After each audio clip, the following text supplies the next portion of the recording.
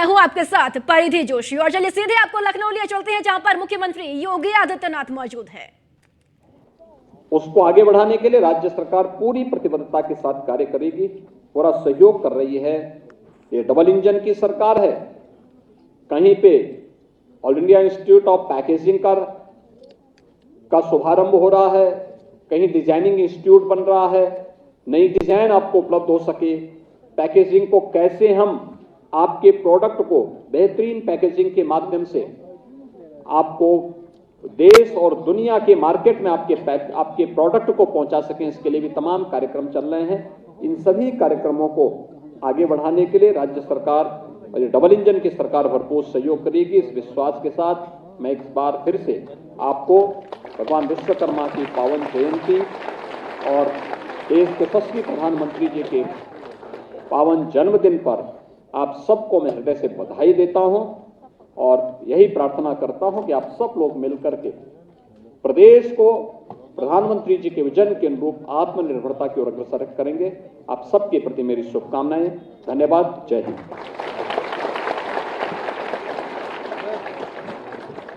बहुत बहुत धन्यवाद माननीय मुख्यमंत्री महोदय। भगवान विश्वकर्मा की जयंती की पूर्व संध्या पर आप से मिले आशीर्वचन से हम सब अभिभूत हैं। आपका बहुत बहुत धन्यवाद। और अब आज के इस कार्यक्रम में धन्यवाद ज्ञापन के लिए मैं श्री समीर रंजन पंडा, राज्य समन्वयक SLBC को आमंत्रित करता हूं। श्री समीर रंजन पंडा।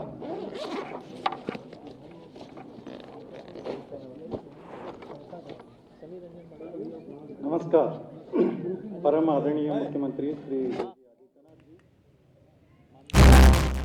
विश्वकर्मा सम्मान योजना, जी हां, मुख्यमंत्री कार्यक्रम में मौजूद है। विश्वकर्मा जयंती के अवसर पर ऋण वितरण समारोह का आयोजन किया गया। इस कार्यक्रम में मुख्यमंत्री योगी आदित्यनाथ मौजूद है। तस्वीरें भी आपके सामने हैं। टूल किट वितरण और 50,000 करोड़ का मेगा ऋण वितरण समारोह का आयोजन किया गया और इस कार्यक्रम में मुख्यमंत्री योगी आदित्यनाथ ने शिरकत की है। और इससे बीच आपको बता दें कि प्रदेशवासियों को भी मुख्यमंत्री की ओर से संबोधित किया गया और लखनऊ में कार्यक्रम विश्वकर्मा श्रम सम्मान का योजना कार्यक्रम का आयोजन हुआ है। 50,000 करोड़ का मेगा ऋण वितरण के तहत ये कार्यक्रम का आयोजन किया गया और इस कार्यक्रम में मुख्यमंत्री योगी आदित्यनाथ ने शिरकत की।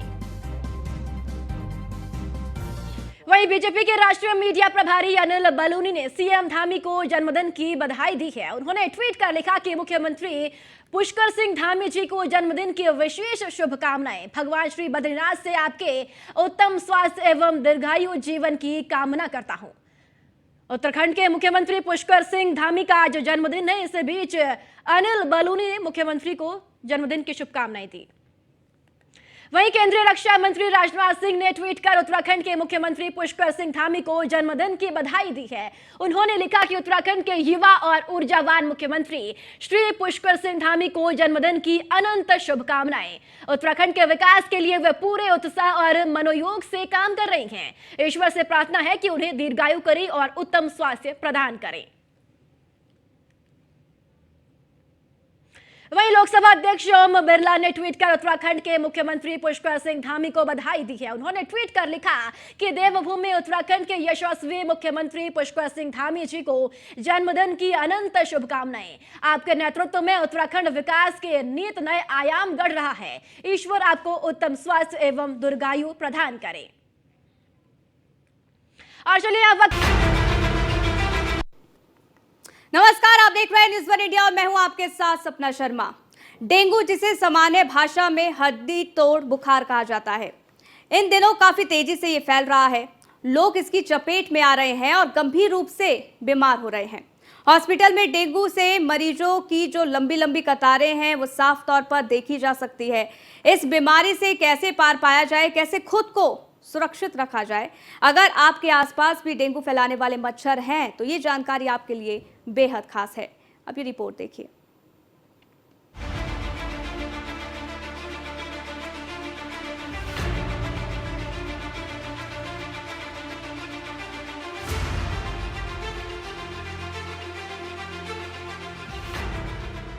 डेंगू का कहर इन दिनों चरम पर है। हॉस्पिटल मरीजों से भरे हुए हैं।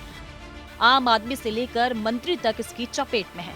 घर के अंदर और घर के बाहर पाई जाने वाली डेंगू मच्छर की 2 प्रजातियों ने शहर वासियों को परेशान कर रखा है।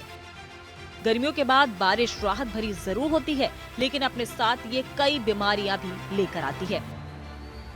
इस समय जगह जगह पर जल भराव की समस्या है। डेंगू एक खतरनाक बीमारी मानी जाती है जो संक्रमित मच्छरों, विशेष रूप से एडीज इजिप्टी के कारण होती है। आमतौर पर उच्च श्रेणी का बुखार, जोड़ों में दर्द और चकत्ते जैसे शुरुआती लक्षण अधिकांश रोगियों के लिए समान होते हैं। अधिकांश डेंगू रोगी बिना किसी गंभीर जटिलता के ठीक हो जाते हैं। डेंगू का अधिक गंभीर रूप, जिसे डेंगू शॉक सिंड्रोम या फिर डेंगू रक्तस्रावी बुखार कहा जाता है। लापरवाही करने पर यह बीमारी गंभीर हो सकती है। इसे प्रभावी वेक्टर नियंत्रण पहल और आपके अपने घर में उचित स्वच्छता के माध्यम से रोका जा सकता है।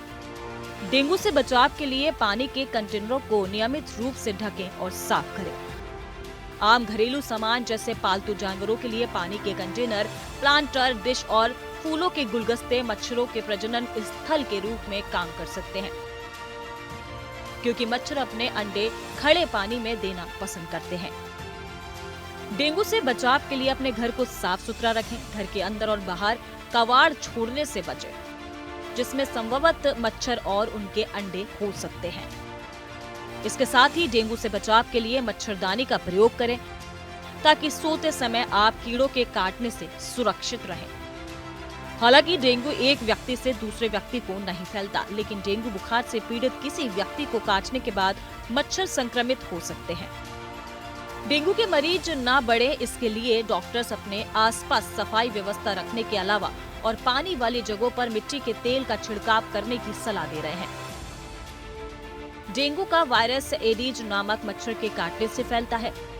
ये मच्छर दिन और रात दोनों वक्त काटता है। इसके लिए जरूरी है कि घर या घर आसपास पानी ना भरा रहने दें। कूलर और खाली बर्तन जिसमें बारिश का पानी भर सकता है, उन्हें साफ रखें। आमतौर पर एडीज मच्छर साफ पानी में ही पनपते हैं।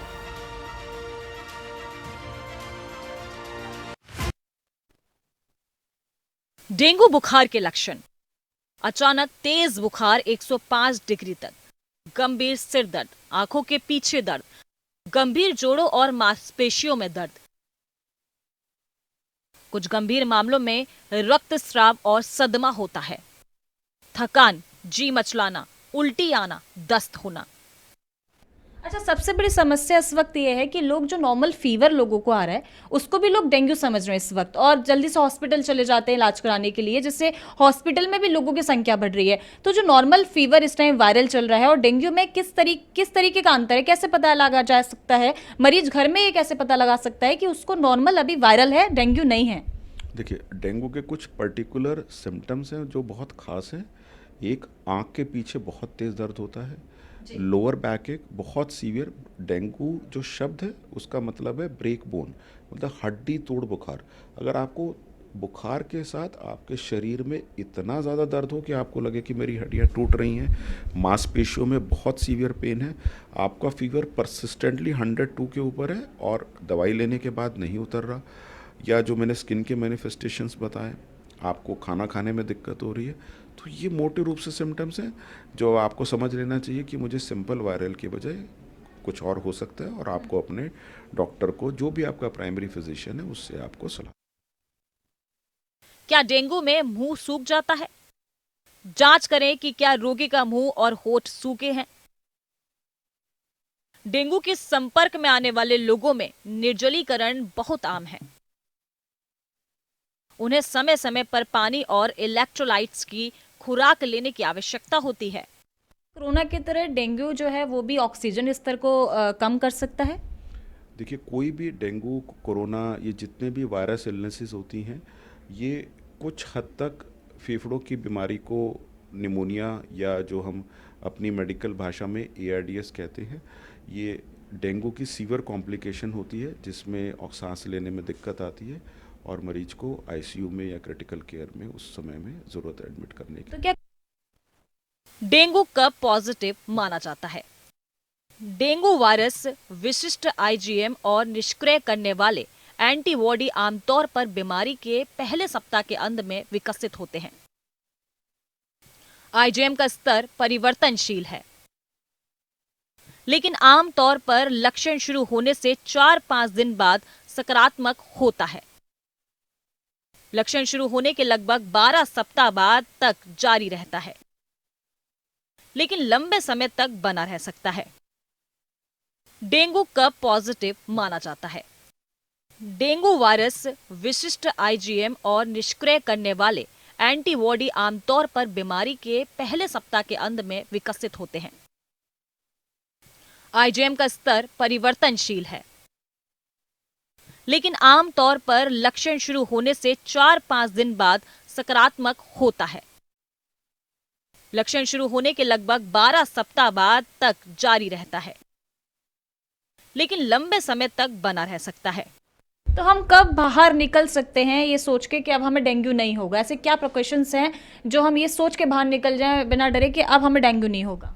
देखिए, इस सीज़न में तो हर आदमी को ये मान के चलना चाहिए कि उसे डेंगू हो सकता है, तथा उसको उससे संबंधित सारे जो सावधानियां हैं जो हमने बताई, डिस्कस करी, वो उसको लेनी चाहिए और उसके बाद काम कर। देखिए, डेंगू से डर के नहीं जिया जा सकता, क्योंकि ये एक बीमारी है जो सीजनल है, क्योंकि जो डेंगू का वायरस होता है और जो मच्छर होता है ये लगभग 25 से 30 डिग्री के बीच में पनपता है।